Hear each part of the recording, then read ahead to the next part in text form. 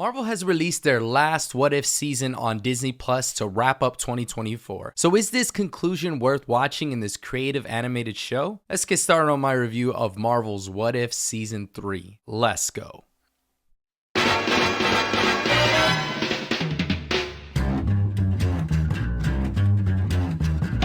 think it's time we blow this thing.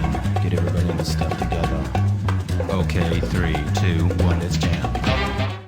What's going on, all my Flicksters? Happy holidays. This is Jacey from Jacey Flicks, and I just finished watching the third and last season of Marvel's What If. Before I do get started with my review, please note this will be a spoiler-free review, just in case you haven't seen the third season yet, currently showing on Disney Plus. Also, please make sure you hit that like, hit that subscribe, hit that notification bell to stay up to date on more animated shows that I'm reviewing just like this. So What If Season 3 stars Jeffrey Wright, Sebastian Stan, Hayley Atwell, Chris Hemsworth, Anthony Mackie, and more. Many more. Now, this third and final season of this animated anthology series What If is based on the Marvel Comics series of the same name, and it explores alternate timelines in the multiverse that show what would happen if major moments from the films of the Marvel Cinematic Universe, aka the MCU, occurred differently. And that's just kind of an overall gist of this show overall if you haven't seen any of the seasons and you're kind of new to my channel. What If Season 3 maintains the same visual style as the previous two seasons, but fails to stand out. While the animation is technically solid,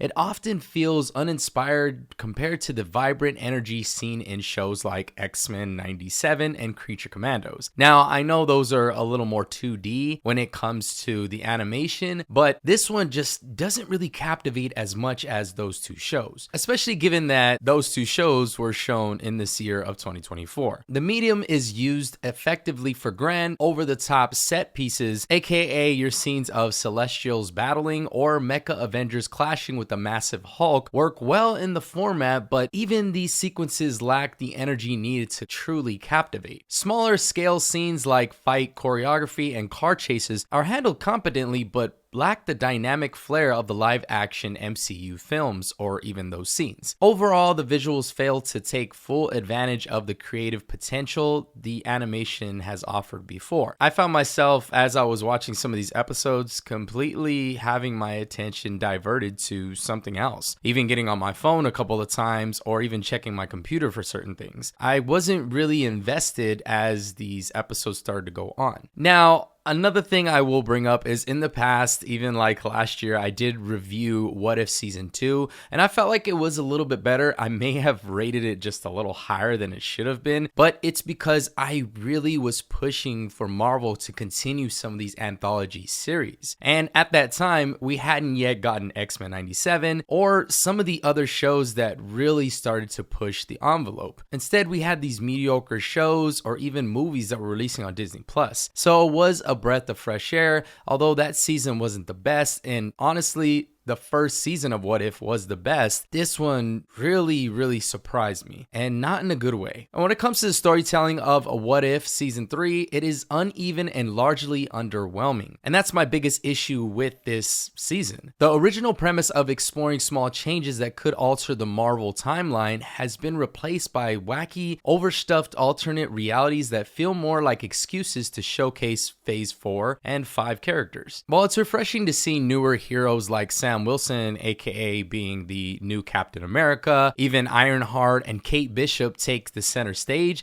the stories they're given feel shallow and unengaging. And I guess that's been my whole issue with these last couple of phases, is that you do have some of these side characters or these lesser known characters taking the center stage, and first of all, they don't really feel complex. They don't feel like they're well written compared to the other superheroes that were used to taking the center stage. And also, I feel like nobody really asked for these side characters to take the center stage. If you are going to put them in the core center of a lot of these stories, at least make them a little more interesting, give them way more intriguing backstories, or even add some complexities to these characters. But I will get into some of the positives. The highlights include such episodes as What If the Avengers fought the Mech Avengers, which Honestly, as the first episode, I felt like although there's some parts that dragged a little bit or didn't really completely captivate my attention, it was kind of entertaining overall. And really, it was a fun, pulpy start exploring Sam Wilson and Bruce Banner's friendship. And then you had the episode, What If the Emergence Destroyed the Earth, which was another highlight to me. And it features a unique story that keeps you interested throughout. Now, every time I did see an episode, for instance, like What If the Watcher Disappeared, I was wondering where the story would go. And I would start off within a few minutes of the episode starting thinking, all right, we're back to Marvel's first 3 phases of a lot of the Avengers or even a lot of these stories. And then it would just completely fumble or get really underwhelming. And then again, my attention would go back to my phone or even my computer, and I just didn't care. Although, What If Agatha Went to Hollywood delivers a creative tale of Agatha Harkness gaining celestial powers,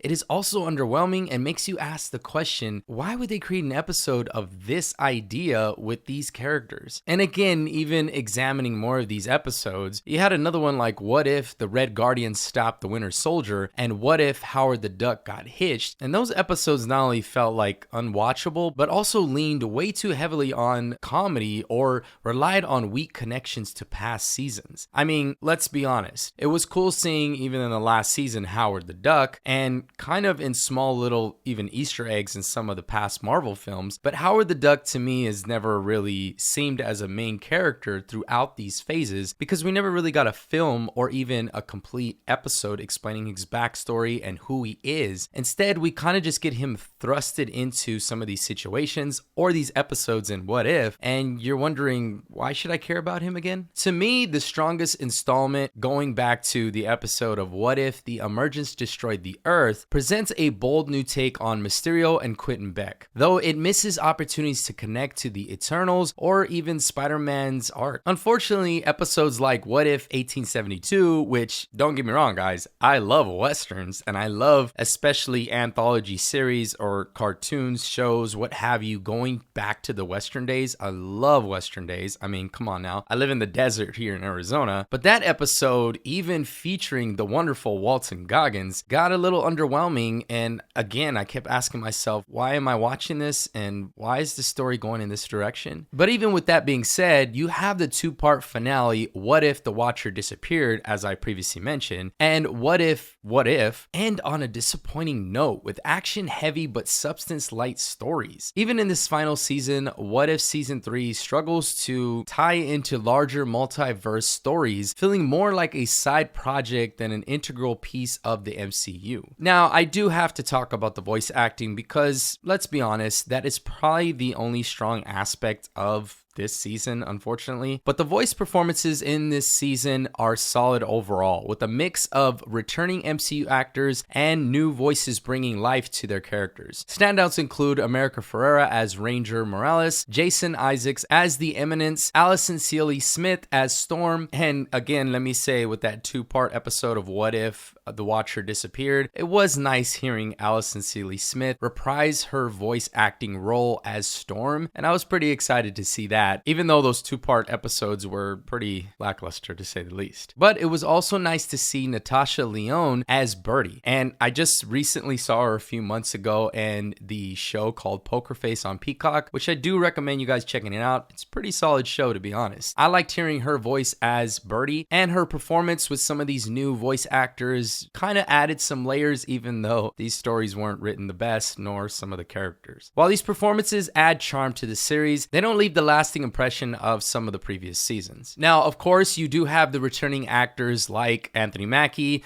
Kathryn Hahn, Camille Nanjiani, Kat Dennings, and Haley Steinfeld, and they all deliver commendable performances, though some lack the energy that animation often usually demands in some of these episodes. Recast roles are handled seamlessly, with replacements doing a fine job of maintaining continuity. However, the decision to bring in live action actors over seasoned voice talent talent occasionally results in a mismatch in energy and delivery. Though, despite these minor shortcomings, the voice acting remains one of this season's stronger elements. Sadly, there's not much else. Now, here are my final thoughts, you guys. Season 3 of What If showcases Marvel's willingness to embrace zaniness and experiment with the multiverse, but it feels more like a series of disconnected ideas than a cohesive anthology. While the show occasionally delivers fun and heartwarming moments, it struggles to balance its sillier side with meaningful storytelling. Its inability to capitalize on the what if concept or connect to the broader MCU leaves it feeling like a missed opportunity, and that kind of speaks volumes to these last two phases that we've gotten with MCU, and I really hope things get better, at least from the film perspective side of things. For longtime fans, this season to me isn't really worth watching, and it just really falls short of its original premise. 3 seasons in, and it seems What If has overstayed its welcome, leaving viewers with an enjoyable yet forgettable conclusion to Marvel's animated experiment. And with all that being said, you guys, I'm gonna give season 3 of Marvel's What If 2 flames out of 5 and a bad rating.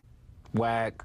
This season has freezer burn all over it and needed more time to cook. Whether it was the writers or Marvel's lackluster latest phase and ideas, this season and end to a promising start underwhelms and just makes you scratch your head more than anything. Sadly, I wouldn't recommend you guys watching this season, and I feel like it's not really worth the watch overall. So since I wasn't too fond of this last very underwhelming season, there are still a couple of episodes that I didn't mind checking out, and if you're bored and you still kind of want to see some kind of good in this What If season finale, then you can definitely check out these episodes. And that includes episode 1 titled What If the Hulk Fought the Mech Avengers, and episode 5 titled What If the Emergence Destroyed the Earth. Even then, those weren't great episodes, just average in my opinion and kind of watchable, but that's sadly about it. You guys, this season was very disappointing and an end to a show that seemed like it promised so much from the first season and even showed glimpses in the second season to now this. But again, don't kill me in the comments, alright? Especially all Marvel fans, I am still hopeful for the future. I'm excited to see the new Captain America, even though it is a different take on some of those characters and some of the things we have coming in the future. So I'm very hopeful, I'm cautiously optimistic, and I really hope that Marvel starts to pull through with some better shows, even better movies. But alright guys, so have you seen this last season of Marvel's What If season 3 yet? If so, let me know what you thought of it overall in the comments. Also, which episodes are your favorite, if any? Let me know what I should review next. And last thing before I do go, you guys, please make sure you hit that like, hit that subscribe, hit that notification bell to stay up to date. My name's Jacey from Jacey Flicks, and I hope everyone has a great new year.